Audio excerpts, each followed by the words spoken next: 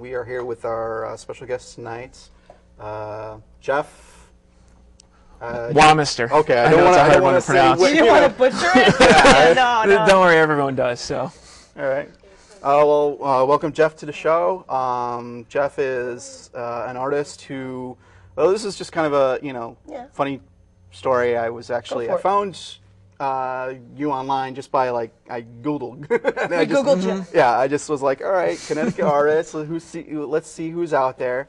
And then I saw your work, and I was just astounded by it. I was just really impressed by it. And, Matter of fact, we were on the internet talking, and you're like, here, check this out. Boom. And I'm like, yeah, this will work. Great, go, get them. This is exactly how it works. Just so you know the process that we went through. So, well, Jeff, tell us a little bit about what you do. Actually, I went to school for fine arts, but I always had a real appeal for comic art. It's kind of how I started. I had actually, one of the first things that ever got me into art was actually a comic book. Mm-hmm. I don't know if you ever heard of Omega the Unknown.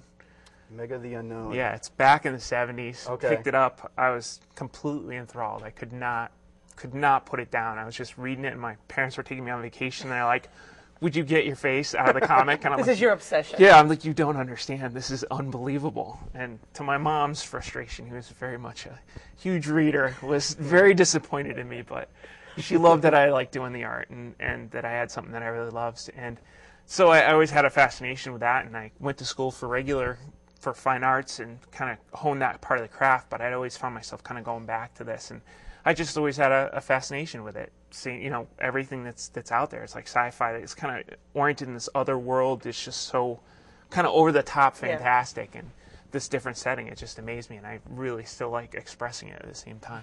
Well, I will hold up artwork while you talk. Okay. I will not destroy it. I promise. All right. We'll talk about that later. Okay. Now, well, this picture that this is a print. Now, do you mostly work? Like we have another one over here where it's on a board. We drew that out. Now, do you do most of the beginning production on pencil and pen and paper, or do you do a lot of digital, or what's your process? Well, the biggest thing I do with it is I start with a sketch to get a feel for it, and then depending on what kind of artwork it is, I'll make a decision. Majority of the time, just because it's a little bit quicker, I'll start with a pencil. I might come with a pen. This one in particular that she just showed, I had actually sketched done in pencil first, and then colored, because I felt like the ink would kind of take away from it if I inked it. But then there's other cases where I might ink the piece because it's stronger as just an ink piece. It really depends on what you're trying to convey in the story, what kind of thing you're trying to do. This was the colored one was an experiment. That one was a comic story that actually was inspired by what's the name of that movie? The one with the Scottish Rebellion and. Braveheart? Braveheart, yeah. That was really inspired by it, actually. Okay. I just really liked the battle scene in there, and I always wanted to try something, and I figured going really nuts with the details would be a lot of fun. So I just went for it. That one took a lot of time, trying to make every single face different. Yeah, no, it's not easy. Yeah, I mean, did you get any people? Did you just have photos or anything? No. The majority of stuff I do is from my head. Oh, my God. Occasionally I get reference if I have no idea what it looks like in my head, but the majority of the time I do this stuff straight from my head. There's so many England people that you can make in a day. Well, it's like, I was looking at some of your work before, and you had this sprawl of the city, and you said that that just came to you in terms of trying to make each building separate. And I know as a being an artist myself, with faces and stuff, doing different ones. I mean, that's cool, getting into the detail. But doing a city, it's I don't know if I have the patience for that. I didn't get all the credit for that. Honestly, I didn't know if I did either. I knew I wanted to do something like that because I really wanted one part of it to stand out and the other part to kind of be really a contrast between the two colors. Black, if you put enough in it, it turns into a gray, so it ends up being a color. And the other piece was kind of stark and white and flat, and I really wanted to create that kind of up and down and flat and gray and kind of really stark white. And I think it ended up working, but the thing was I really had to push for that patience. You'd be surprised, even artists who seem to put a lot of detail in, they're starting to get closer and closer to the end, and you're like, oh my gosh, why would I bite that much off? What was I thinking? What did you get yourself into? What did you think? But usually, and by the end, you're usually like, well, actually, I'm really glad I did that because I'm Yeah. really happy where it ended up. And usually when you're willing to put that kind of effort and you do get to that point, it ends up turning out better than other times where you're like, well, I won't challenge myself that much. But when you really end up challenging yourself is when you really get something out of it. You know, No. not only a good piece, but a good effort out of it, and you learn something from it. Well, Oh, yeah. when you get into a piece like that detail, I mean, do you just step away from it for a while and then come back, or do you? Sometimes are I you have that? to. Sometimes I have to. You get to a point where your hand is really tired, or you just can't even move. You're like, ow, ow, okay, I need to put it down and come back in an hour or so and see. That's not what I'm talking. I'm talking saw about months. I'm like, put the thing away. No way, no way. You once you have a momentum, even if you're kind of drawing it, you want to stick with it Really? as long as you can. Because usually, if I finish, I get to a point, and I stop. I look at it again, and I don't want to start it again. Yeah. Well, that's I'm like I'm that. moving on. I don't know if you've seen either you've seen the Frazetta documentary. There was a documentary on Oh, Frank yeah. Frazetta. Yeah. And literally, Like I got excited. So no, somebody knows what I'm talking.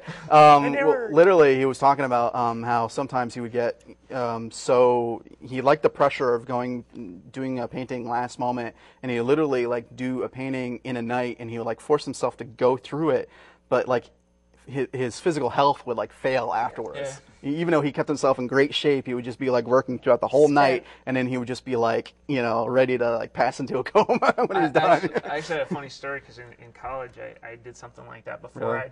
We had finals coming up, and we had this piece that I really wanted to do well, and I was pressuring myself so much to do a good job on it that it turned from a 12-hour project to 14 to 18 to 20, and you're just like, oh my God. And then all of a sudden it was like it got so long that all of a sudden the deadline came up where we had to have it in the class the next day, and I was just like, I'm going to have to pull an all-nighter. And I got to the point where I had gone 48 hours straight, hadn't slept at all, and actually my nose bled a little bit near the end. Really? Oh my And I'm goodness. just like, what am I doing? Wow. I can't believe I just did that. But I finished it out, and it turned out better than I ever expected it to.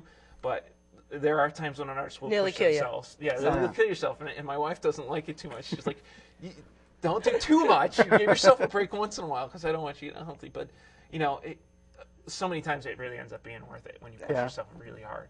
Yeah, because you have that vision. You want to get it done. You want to get it done. You want to see it come to fruition. So. So like, what kind of stuff are you working on right now? Like, do you have any projects that you're kind of? There's one thing I just finished a project for Dark Horse, which was a lot of Okay. fun, and that was another one of those things I pushed myself really hard for. They gave me a real tight deadline, and I'm like, oh my God, how am I going to do this? Wow. And I just pushed and pushed and pushed, and it really ended up coming out really well. And it was a great experience.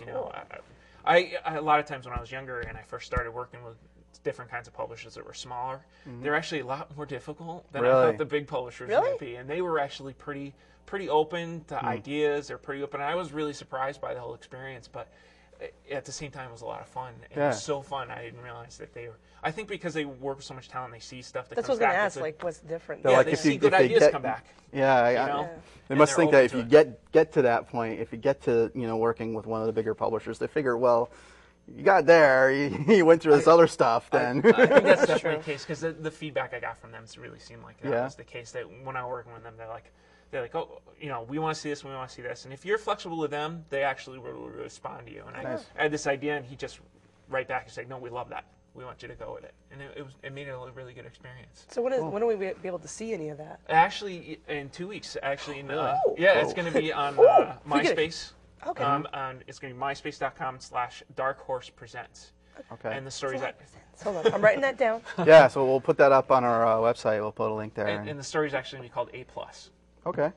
And actually, probably a lot of the people out there will know it. The writer's actually called, his name is Nate Picos. Okay. And he's actually at blambot.com. He has a really... Oh, okay. You can get free fonts out there, Yeah. like comics and stuff like that. It's a great site, and this is one of his first writing gigs Really? for one of the bigs. Cool. He does mostly font stuff for the bigs, but this is one of his first writing gigs, and it was a really cool story. Yeah, So. awesome. 2 weeks. That's brilliant. Sorry, I'm writing it down so I don't forget. Yeah. So, and if you want to find out more, you can go to our website. Yeah, and get the link and accessblog.com, just so you know, everybody knows.